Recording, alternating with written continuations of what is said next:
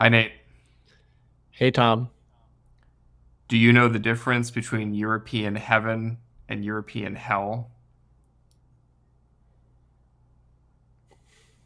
I don't know. A lot of directions you can take this one, but I don't think I'm qualified to say. In European heaven, all the cooks are Italian, all the cops are English, all the lovers are French, and everything's run by the Germans. In European hell, all the cooks are British, That's enough of a change.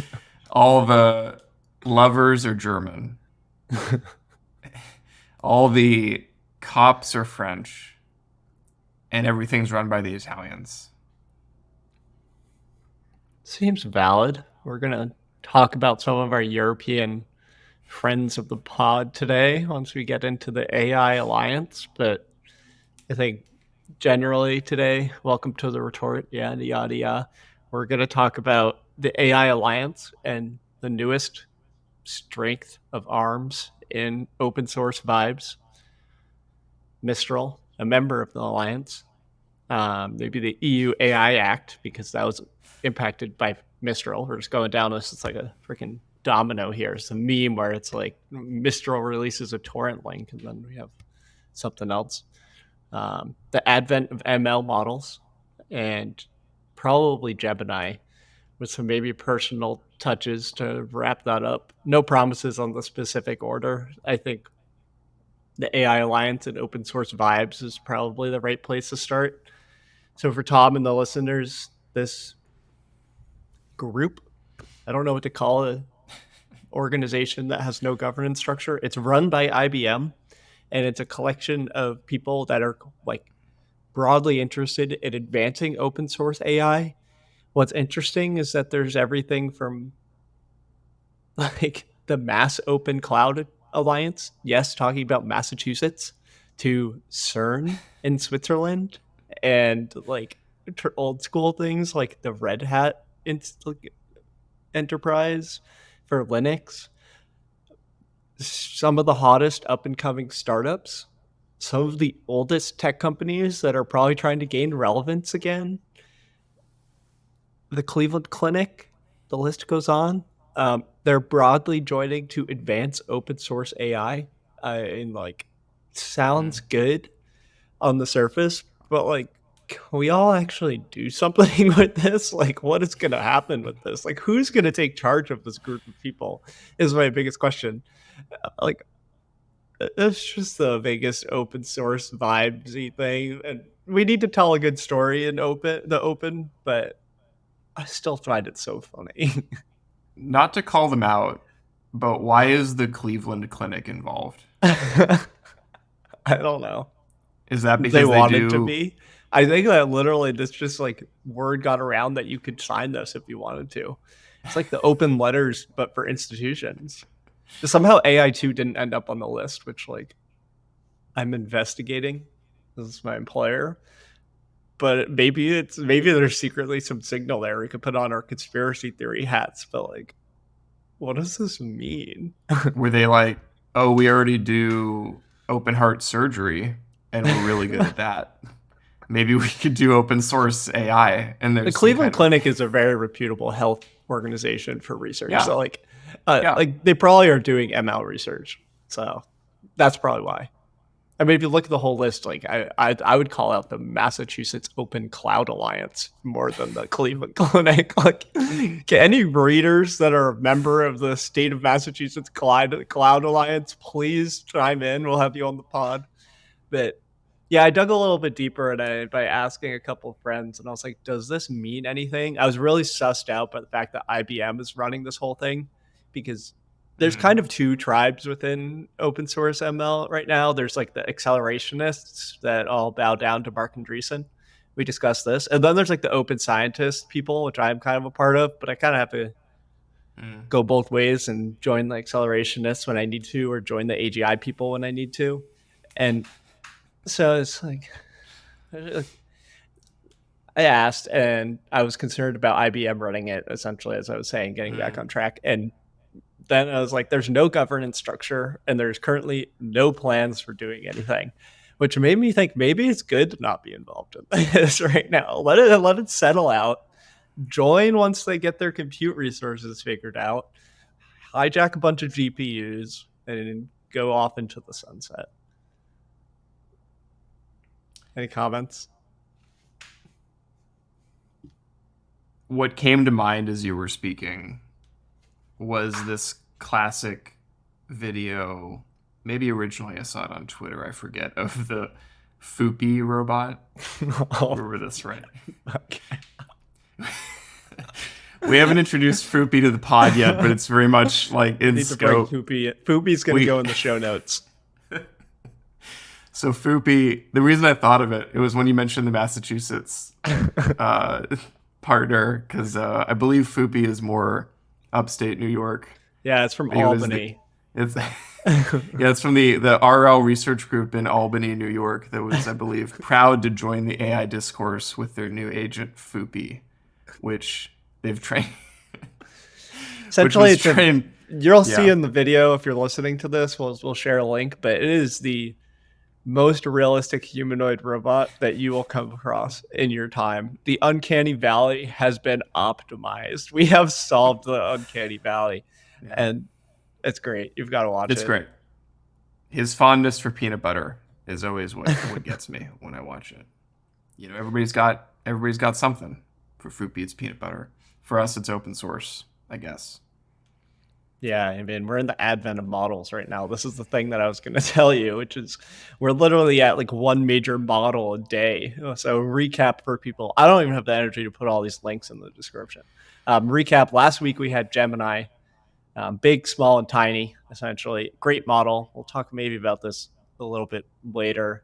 Friday, we had the Mistral Torrent link. We'll revisit this once I list off all the models. Monday, we had someone called like Deci LM that released a language Mm. model as 7 billion parameters, as on paper better than the Mistral 7 billion parameter model that everyone's been going crazy about. And then today, some weird consortium of someone that I don't remember the organization, sorry, released a 10.7 billion parameter model that's better than Llama 2 13B. It's like every day there's meaningful things. There's another organization that is doing like what Pythia did, which was release data, training code, model checkpoints, and everything in between for models. So they released a whole suite of models. All this like happen every day. Like there was something today. I forgot to say which one was today, but like this is nuts. Like it's all because NeurIPS is happening, and the ML Yeah, community loves it's to like stoke their own fire. Last year we had ChatGPT released on NeurIPS. This year we've got a bunch of like small models that matter, but 6 months from now people won't be using. It's like holy cow. I feel like where we are with this is another free associative vibe that I have right now. Did you ever watch Dragon Ball Z growing up? No, but I have a striking image for it in my brain. That's funny. It's a key sort of world building thing with Dragon Ball Z is that, you know, people fight with like Kai energy and they can shoot energy beams at each other and whatnot and they can fly and stuff. But it all depends. It all depends on what your power level is. So, so they so they had these scouter devices which were like kind of iconic, or at least they are for me. Which like they like fit over. They almost look like Google Glass in a funny sort of a way, but you like have them over one of your eyes, and when you like are looking at someone and they're like charging up or they're doing something that's intensive, it like shows like a number and it's like, oh, his power level is, you know, like 700, and that, whoa, you know. But then like the show, there's this power creep and it's just like it's just becomes exponential, so it just becomes a joke because like, you know, like just next season the average power level is like 1 million and you're considered like weak if you're and then it gets ridiculous because then like different like enemies or like the arch nemesis for the season, they'll have like different forms. So there's a meme where one of these people freezes. Like, this isn't even my final form, because Oh yeah, I've seen they that measure meme. Frieza's power level, and it's like, I don't know, it's like 4 million, and then Frieza's like, this isn't even. And so it's just, at a certain point, it is kind of, you get lost in the heatiness of power levels, but then like you just lose patience because I you're mean, just the like, it's power just, levels are also like sizes at this point, which is like part of the Mistral yeah. release is they announced. Let me get my accent right. Le platform. I don't know. They renounced their platform and they made it Le Platform, which is like the French version, of course.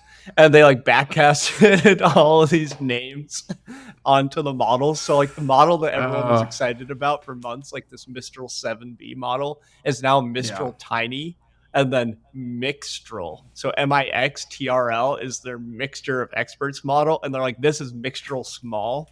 And then they teased Mistral Medium with like, we trained a model, but you can't use it yet.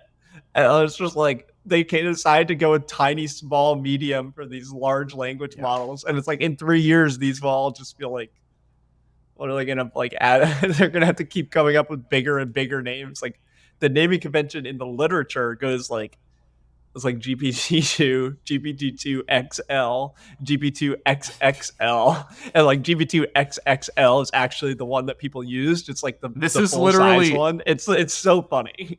this is literally Dragon Ball Z again, because then like there are certain like power moves you can use. There was this one Kaioken that Goku learns, but then it's like, oh, but he can do Kaioken times 5, right? Or Kaioken times 10. And so it's just like these, like, you just find these different like hockey stick power curves, like, just, and then like you zoom in and there's other ones and it just becomes ridiculous. Anyway, the reason there's like a new model every day now, it reminds me of like, because like another key plot point of that series is like the annual, I think it's annual tournament of all the Earth's strongest fighters.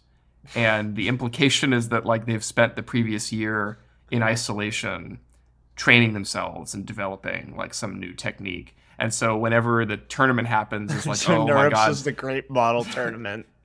it's the DBZ tournament of AI is what NeurIPS is right now. Even I was getting texts. I'm not there, but they were like, "Oh, you were invited to the happy hour," and I was like, "I'm not, Yeah, I'm I'm like not in New also not Orleans." there. I'm like Yeah, I'm good. It's like one of the other funny things happening. Oh, I'm gonna out them. Supposedly there was a secretive AI safety dinner arranged by Ilya Sutskever from OpenAI that was inviting alignment researchers.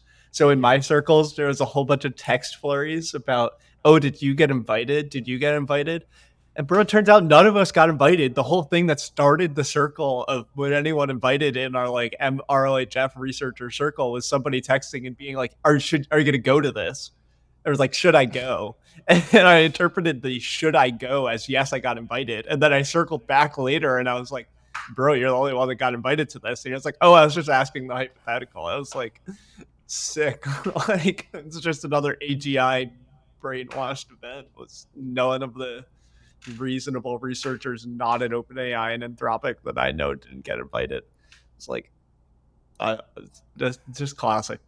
ML is a like, I don't think gossipy is the right word, but like, how would you describe like the high school girl friend circle I would clicky? describe it. Yeah, I would describe it as, it's actually very much like the movie The Favorite that came out a few years ago, where like Emma Stone plays the um like sex buddy of the like queen. This like got a bunch of awards. It's actually really good. It's like a dark comedy, and it's set in like, oh, I'm gonna mess this up. I think it's like 18th century. Oh, that's really funny.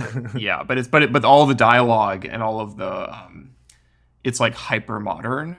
And again, it's all like, again, this is the way European courts worked. Was it's like you're either in danger of being killed in your sleep, or you're expected to like have some kind of bizarre psycho incestuous relationship with the with the monarch, that's either consummated or not. And like the movie is a really, it's a great depiction of just how twisted the psychology of that is, and it's a reminder of like, this is the reason there was a French Revolution. People got so fed up with these kinds of interpersonal squabbles, and tensions that they were like, we'd rather have nothing than anything, anything like this. And it's They didn't have yeah, real capitalism yet. We have real capitalism, which makes it so Google can't yeah. delete Gemini. That would be Yeah, the that's a equivalent. interesting way to put it. It's interesting how yes, it's like if Mean Girls also was like just set in the AI universe, I guess somehow. Like what are the tables in that movie? Like the plastics, and then there's like these my wife isn't here, or she would instantly she's like memorized that movie. But yeah, it's like all these little clicks and circles, and I think it's something, I mean truly I'm beginning it used to bother me, and I honestly just find it just amusing because I just It's have kind very of amusing. It's a bunch of decided rich to be people that don't really appreciate the fact that they're rich and there's so much money flowing into their area that they can really just kind of like walk into whatever doors that they want and collect a big wad of cash for like doing normal stuff for them. And yet they're my favorite meme. Yet they're not serious people. So my favorite. I bring this up maybe like every week, whether or not it's on the pod or yeah, not. But yeah. it's like the Logan Roy in the Secession. The last thing that he says to his kids is, "I love you, but you're not serious people." It's like I apply that, see that in my life as an AI researcher so much. If people just thought about what they're doing, it would be appreciated. I have generosity of spirit here. I like my collaborators. I think that these are brilliant people, but they're also not very serious people. Yeah, I mean, I love these people. It's just happening. These are people who are solving intelligence, and they spend hours a day texting each other about whether or not so and so is going to the party being thrown by so and so. And it gives you pause. It gives me pause. Another thing that these people are doing is instead of uploading the artifact that they spent months building directly to the website designed to host their artifacts and the community expectation of them is to Hugging Face is what I'm hinting at. They uploaded a torrent link. And at a technical level, maybe there is some weird distribution thing that torrent networks are faster on. But why do y'all upload a torrent link on Friday and then upload the model to Hugging Face on Monday? Like, it's entertaining, sure, but surely, like, eventually you have to like do real things and not just be entertaining. Because I think eventually, like, what if somebody like they Yeah. better have a damn secure uh, Twitter handle, because now if they ever get hacked and someone tweets a torrent link, which like very prominent people got hacked, like Jan LeCun got hacked earlier this year and started doing this stuff. Like a lot of people are just going to download this link of a torrent and just f themselves up. Which the whole reason is like there's just no reason for it other than it's being funny. So like maybe I'm a boring person. Maybe I'm taking the be a serious person too far, but it's just like why are you uploading this effectively 10 to $100 million artifact as the first contacts that people will have via the torrent network? Like it's just bizarre. Speaking of releasing things in a premature fashion and not going through the appropriate channels to do so, the AI Act was adopted. Well, you got to carve out for open source, which is the other Mistral angle. So you don't care about Yeah. torrents. They like added a carve. Did you see this? That they added a carve out that's like most of our restrictions don't apply if the weights are available openly. Just like some reverse like Uno card lobbying action there, where like all the gunpowder Yeah. of the big tech giants, all that like free powder that they used, like they just bombarded them early in the process, but the EU didn't die. And now it's like they're regenerating power, but they don't have any more guns to play. So like the open source people like just pokes them, and they're like, "Oh, okay." And it's just like just is totally ridiculous. I mean, it The supports my worldview a little bit, but like so surprising. the issue is we're in like Wile E. Coyote mode right now in AI, where we're moving so fast. We're chasing the shiny object, which in this case would be the Roadrunner, I guess, which is probably scale or even something really dumb like just parameters. And Well, that's what the then, UAE did. The UAE wanted to release the model with the most parameters, but then China came around and tried to just bash them by releasing the bigger China. models. But no one talks about this. China in with the clutch. So Yeah. we're looking over the abyss. We look down, we see there's actually nothing underneath us. And then we look at the camera and then hold up a sign saying, like, uh-oh. Maybe it says open source or something. Start falling. Yeah, there's just no. It's actually genuinely fascinating, and it's kind of exciting to me how there's truly no ground. There's no. It's funny we talk about foundation models. There's no foundation for policy right now. There's no foundation for even what If constitutes a we were a good. legit podcast, I would have one of those soundboards where I could push a button and it would say the Jitendra Malik sentence, the 4 words like "there are floating castles in the sky." Oh Like yeah, I have a that's funny. sound clip. We should have like that shock jock energy where we have like sound effects and I'm like ringing cymbals or something like that. Oh yeah, I told this to Nate before we started. Before we started this, I gave blood earlier today, so I'm especially loopy. But like the other image that came into my head for if we have any Twin Peaks fans listening to this podcast in the season 3 Twin Peaks: The Return that came out, one of the characters, Dr. Jacoby, it turns out for the last 30 years has turned into like a completely like crackpot podcast like maker where he's like complaining every week about, I think every night actually, he has like a 3 hour episode every night where he just complains about capitalism and the need, as he says, quote, for all of us to shovel ourselves out of the shit. He has this like gesture with a shovel and he's like selling shovels on the backside. So yeah, it, that's actually our reality in AI. No, this Yeah, is where I'm it's going all with this. cyclic too. It's like the vibes are strong. When you said the giving blood thing, the thing that jumped into my mind is like, okay, we got our next prompt. We start with think step by step. We got take a deep breath. Then we got I'm gonna tip you if you do well. But the thing is that the OpenAI models are still like behaving in weird ways. This is a real thing where like people are now starting to see in the OpenAI models that instead of filling in the code, it looks like a code exercise. So it says like your code here. And Mm. next we're gonna have you just gave blood. Throw me some random shit out of like write some random code. I want a high entropy, and then it's gonna all or just gonna like wrapper these in vogue prompts are just gonna come and go every day. But that is probably another jailbreak that people haven't tried, which is like or people have tried it in different ways. But now I wish we were live chat GPTing. We'd know. I'll try that one we later. I'll get back to you. we can experiment on that later. Yeah, it does seem like I'm asking myself now what it will even look like for the fever to break. I do think the fever has to break, but it hasn't yet.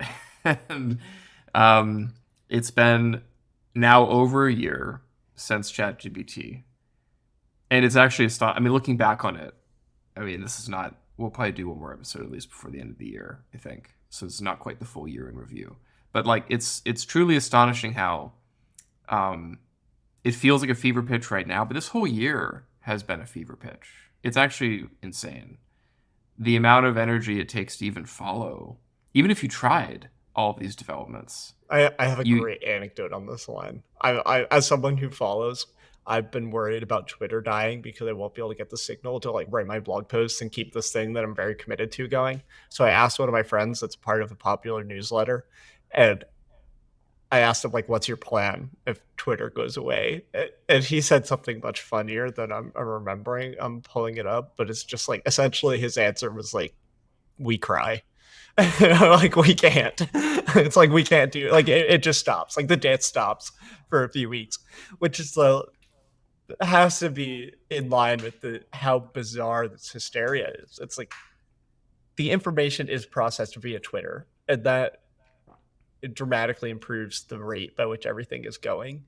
Yet everyone calls like there's this hilarious Verge piece of art on the mm, year Twitter died that came out. It's like bringing word art mm. back into news reporting. It's a giant meme, but it still plays this pivotal role, and its role is kind of endemic to what it has been like for the whole year. Twitter has definitely made things worse. There's always this chicken versus egg question, right? What is causing the hype? Where does it start? Is it the people? Is it the platform? Is it the people on the platform? Is it the effects of the platform on the people on the platform? And it's interesting. I guess in our previous episode, we were talking about like cycles and circularity and computer science, and how certain ideas keep kind of returning on a certain time lag. I do feel like there's something specifically toxic about the way that the academic culture and maybe even certain disciplines in academia have a kind of affinity with the feedback mechanisms of Twitter, where there's a kind of hunger for instant gratification, but also near instant validation and deference. Some disciplines aren't really structured like that, but apparently computer science is, or at least the AI part of it. Yeah, it is. Which is interesting. Well, I guess what I'm trying to say though is I wonder, like, the potential for that maybe predates social media. It maybe was even baked in from decades ago, that there's something about the way the discipline consecrates itself or lifts up certain voices that has just spun out of control due to Twitter, but the potential was always there. So I suspect that if we're engaging this hypothetical right now of like, what if Twitter actually did implode? What would happen?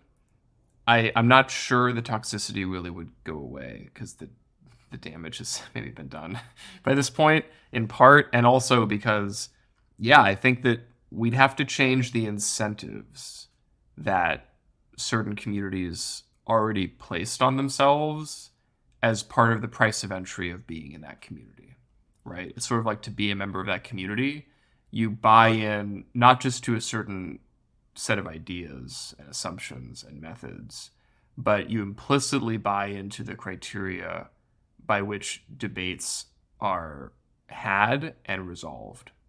And that's actually largely not conscious for any discipline.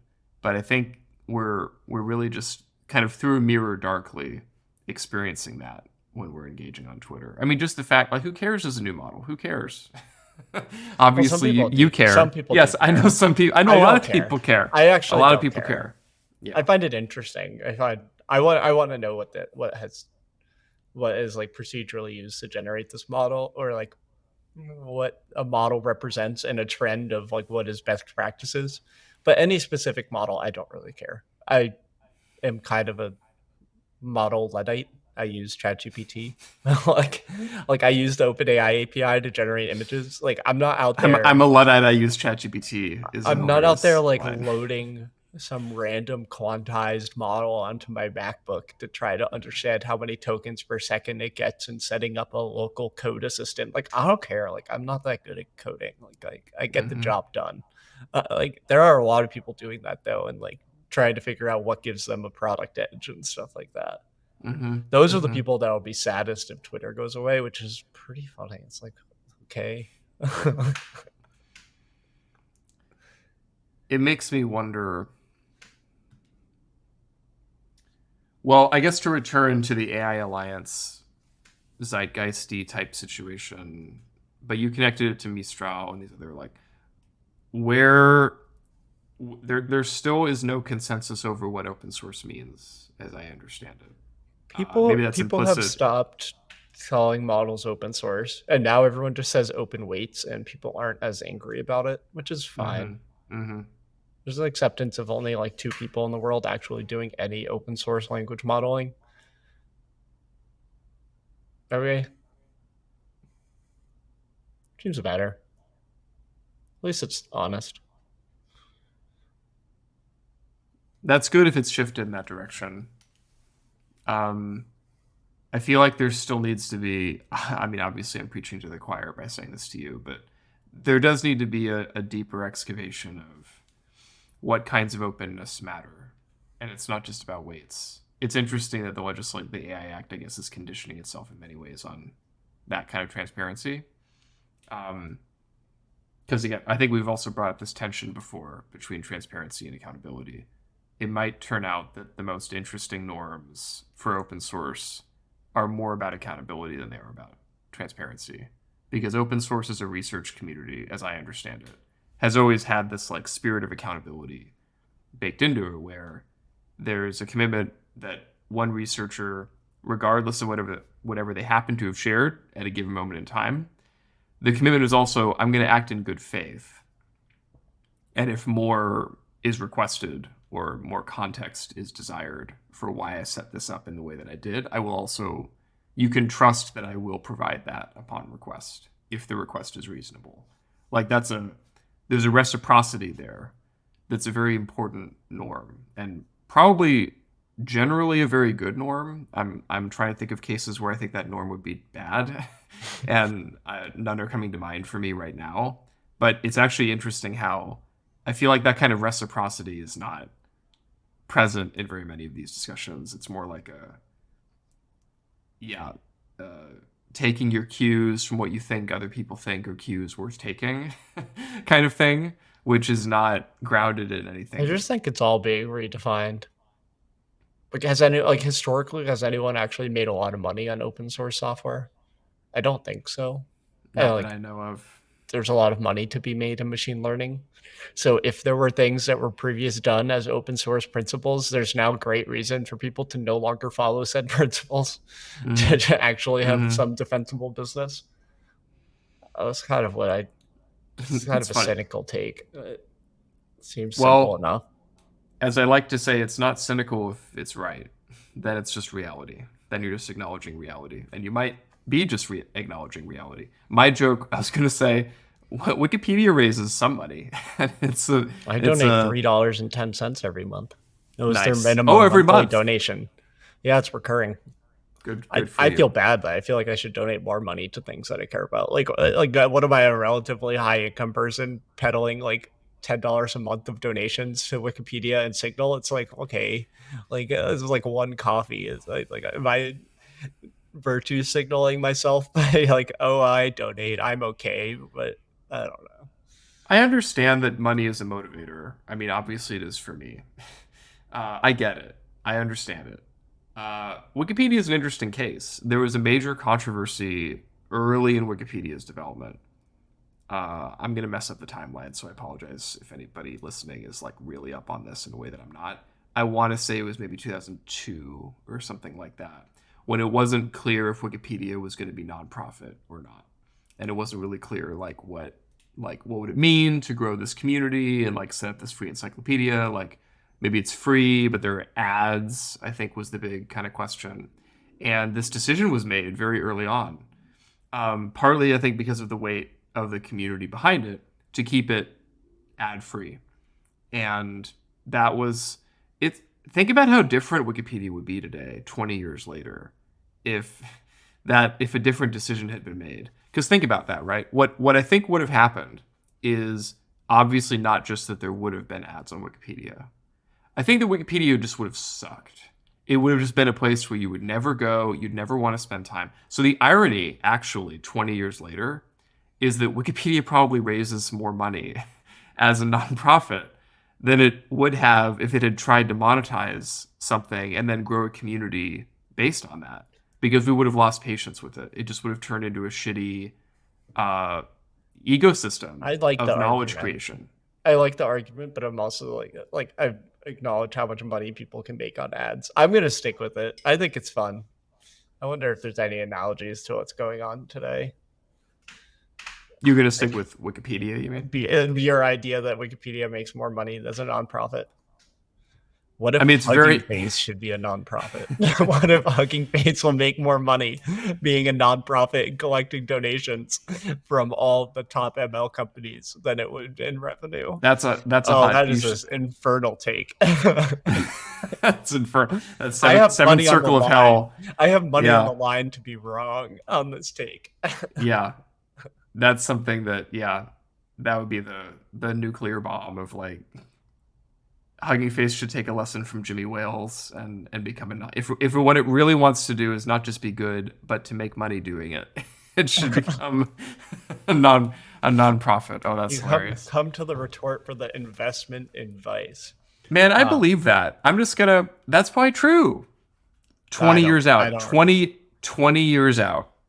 On the Imagine Hugging mean, Face 20 years from on the now. mean, maybe because most startups die, but in the high end, which the VCs are incentivized to encourage, Hugging Face could Yeah, make millions more, like a lot multiples more. more, based on their position in a high value market.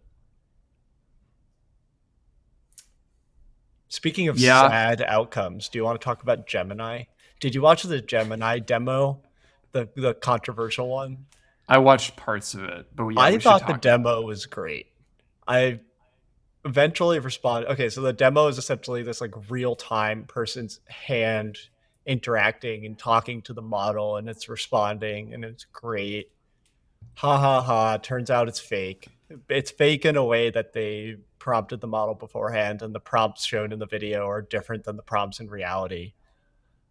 There's two major points here. One is that these demos are going to be real and it's cool. Like this is obviously what the future will be like. You could just have a language model over your shoulder talking to it on your screen, looking at your screen and actually providing really useful feedback. But the other like very critical, like the proper critique of the AI industry is that staged demos are a pre-ChatGPT vibe. And essentially it's like they need to show what it is like in real time. People now expect computers to be slow again because you're running a 500 billion parameter language model and all of this stuff. And it's like the reality feel like you just need to operate in reality as a leading AI company. rather than There's some operate ground. in a rather than a reality distortion field. Yeah, there's some grounds to further develop this, but I was sad because I understand the message of the demo, so it's sad to see Google get so much flack. But Google really has bungled it. Like they've not done one good AI keynote. The model Gemini as a model seems fantastic. I think it's an extremely strong model. So all the researchers did their job. It's just like the people that actually figure out how to present this. Like Google's got to go to bat. Got to square up with Microsoft. I wonder if a lot of it, because we already brought up the kind of Steve Jobs history here, right? Of like the master of presenting, I mean, not just a demo, but a vision with the demo that most people trusted. And that was the root of his charisma, his vision was that you trusted in his ability to narrate a product at the same time he showed it to you that felt transformative as you were watching it.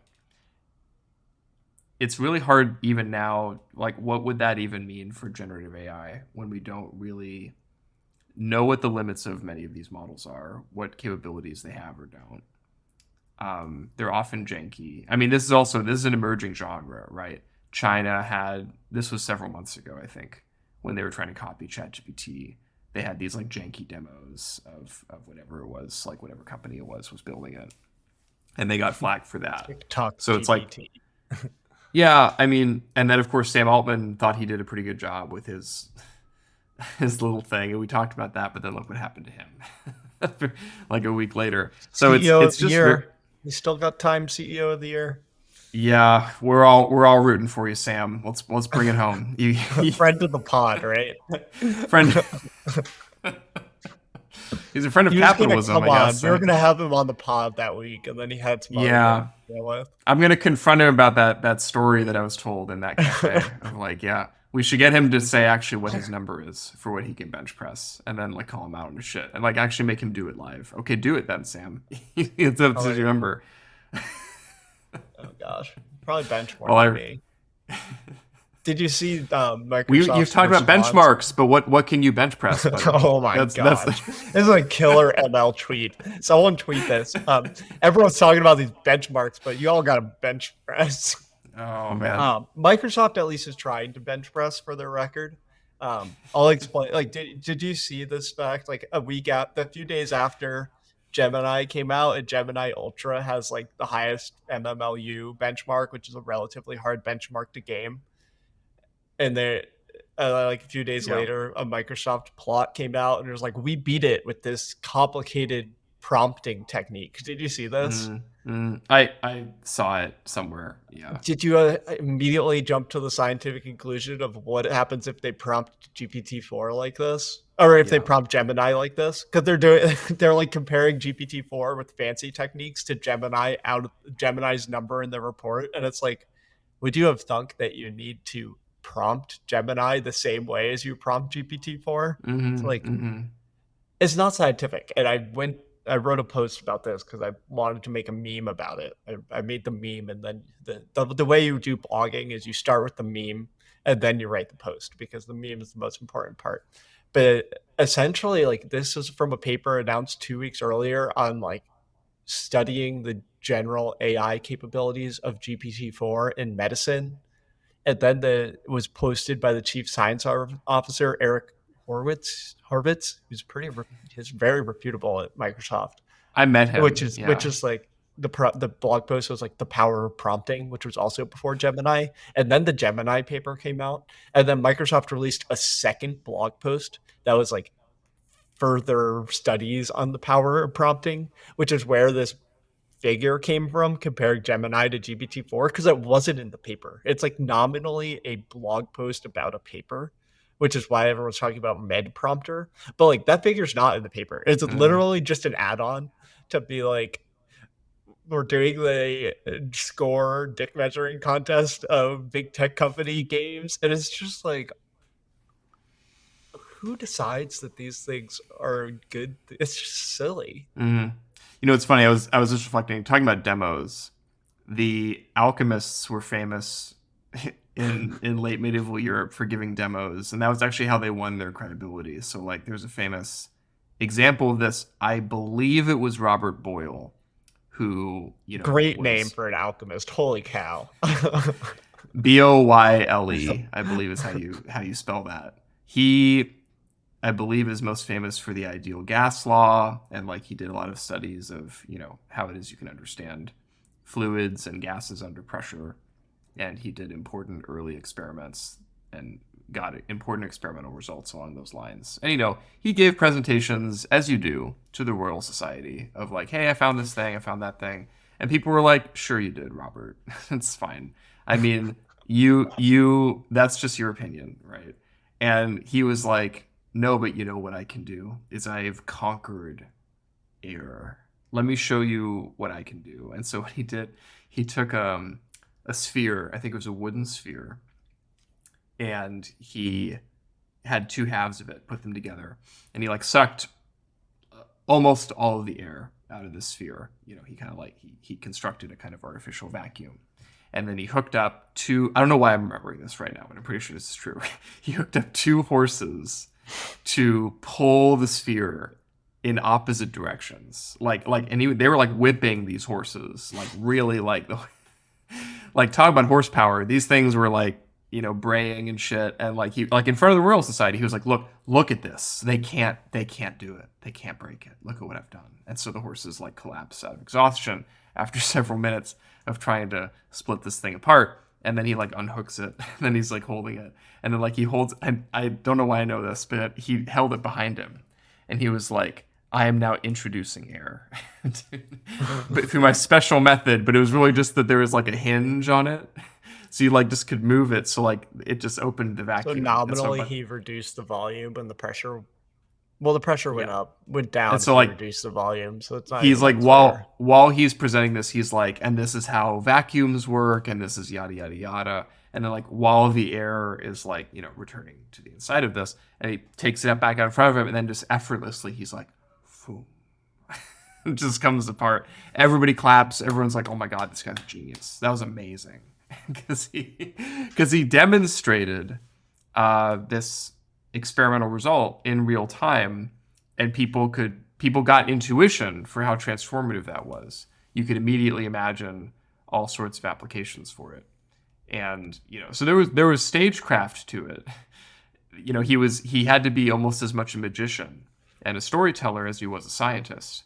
But I think the power of that example is that he was able to, in his case, he was able to combine the analytical resources of science with the demonstrative powers of storytelling. and in this case, the kind of cartoonish nature of having two horses work themselves to exhaustion to pull a sphere in part when all he has to do is move a little notch, and it just comes undone like just naturally. And that was his reputation. Like that's what built his own sense of charisma and his own sense of being a prominent member of, in that case, I guess, the Royal Society. And from what I understand, he did this in front of royal courts as well. This is sort of in the genre of like the automaton chess machine that would like go around European circuits, where it's like, oh, look at this automaton, it's better at chess than you. And that's really just because they got like a very, very, very small person who is really, really good at chess to be inside of it, like moving around the arms of the automaton. What the heck? Yeah. What is going on over here? I have an announcement. We're gonna try to live on the pod watch Fupi. Let's see if this works. I've set this up while you were ranting about alchemy. The question is if this will show up in the recording. But now you might see it. I don't know if you want to hear this. I'm not getting sound. I can see it, but I'm not getting sound. Oh, you can hear it. Echo cancellation showing it. But you know, people just get a glimpse of this. It's Fupi. We should get the person who played Fupi on the pod. Yeah, we should get Fupi on the pod. Because I'm watching him and I'm realizing he's so good at doing it that he's either a mime or he spent 5 years actually doing RL, or both.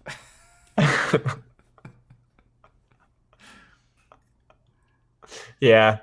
So this has been good. It's a little teaser. Do you want to mention Godzilla? I don't know if people are going to be able to see Fupi. I hope they if anybody's still listening, talk about, okay, I can tie it into the discussion. Okay. We talk about, okay, size. Size is everything. More parameters, more scale. When the first American Godzilla movie came out in '98, they made Godzilla like way big. And then when they redid it with the 2014 American Godzilla movie, they're like, sure, the Japanese Godzilla, he's 50 meters. Our Godzilla, 150 meters. Look at how fucking big our Godzilla is. He's amazing. And people saw the movie and they're like, I mean, it's fine. It's not very realistic. It's not very moving. Okay, the new Godzilla movie that just came out, Godzilla -1. Everyone should see this movie. It's a masterpiece. They returned Godzilla. He's only 50 meters in this movie, but he's a badass. It's just amazing. He just gives zero fucks and just messes up everything and anything in front of him. And it's awesome. And it's this kind of metaphor for PTSD and Japan being ashamed of World War II and being ashamed of their shame of World War II. It's just awesome. Where do we watch this? Well, I've seen it twice in the theater. I mean, it came out theaters a couple weeks ago. I saw it at the Alamo Drafthouse downtown. I cried like 3 times watching this movie. Like, it's awesome. I saw it in IMAX again last night. Strongly recommend it. Anyway, size matters to a point, but what really matters is big dragon energy. One of those two will probably be the title of the pod that you have successfully listened to. So 5 stars for big dragon energy and size matters asterisks. Dragon Balls. Dragon Balls. We covered all the important topics today. I think it's pretty clear. The sun has more or set less again over the Salesforce Tower, prominent building. My North Star. This was sad. fun. Well, we'll catch up on what has happened in the last week of NeurIPS soon. Yeah. Sounds good to me. All right. Any last comments? Cheers, everybody. See this movie. See Godzilla and think about the future and think about AI as you watch it. Yeah. It's a powerful thing. Support artists, but fair use is coming. Support Japanese artists. Yes. All right. Okay. Bye, everybody. Bye for now.